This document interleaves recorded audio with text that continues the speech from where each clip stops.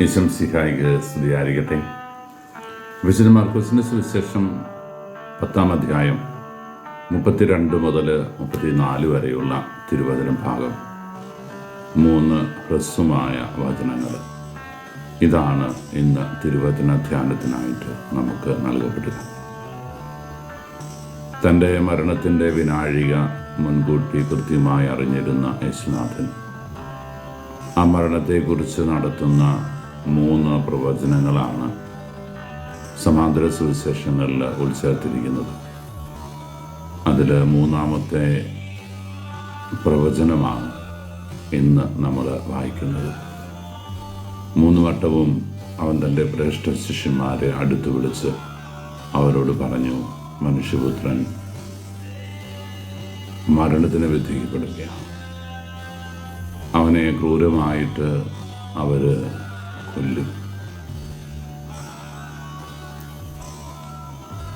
സഹനത്തിൻ്റെ വഴികളിലൂടെ കടന്നുപോയി കാൽവരിയിലെ കുരിശുമലയിൽ രക്ഷകൻ്റെ മരണമുണ്ടാകുമെന്ന് കാലേക്കൂട്ടി പ്രവചിക്കപ്പെടുകയാണ്.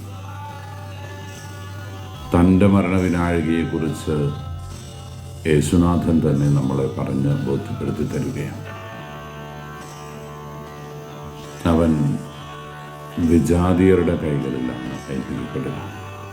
അവരാണ് അവനെ കൊല്ലാൻ വിധിക്കുന്നത്. അവരാണ് അവൻ്റെ മരണശിക്ഷ നടപ്പിലാക്കുന്നത്.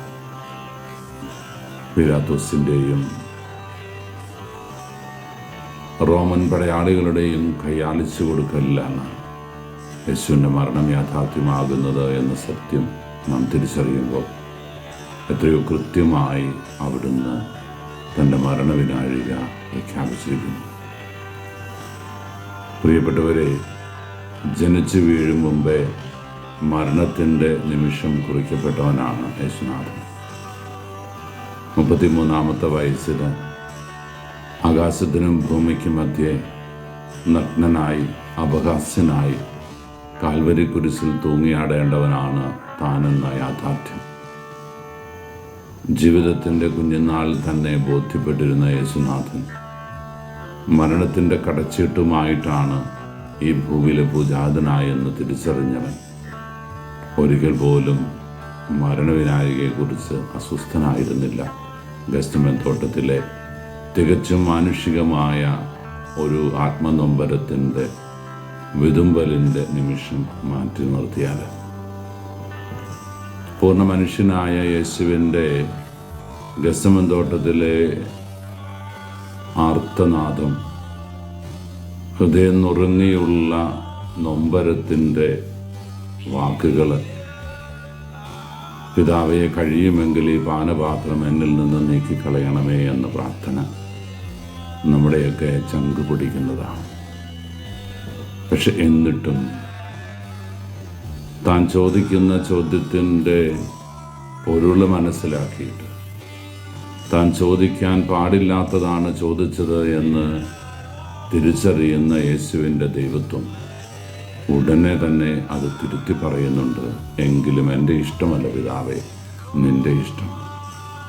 മനുഷ്യനായ എൻ്റെ ഹൃദയത്തിൽ മാത്രം ഇങ്ങനെ ഒരു ആഗ്രഹം തോന്നുന്നു, പിതാവേ എൻ്റെ കുരിശിനെ, എൻ്റെ മരണവിനാഴികയെ അങ്ങ് മാറ്റിക്കളയണം. അവിടെയും ദൈവഹിതത്തിന് സ്വയം വിട്ടുകൊടുക്കുന്ന തമ്പുരാൻ നമുക്ക് മാതൃകയാണ്. പ്രിയപ്പെട്ടവരെ, ഈ ലോക ജീവിതം ഹ്രസ്വമാണ്.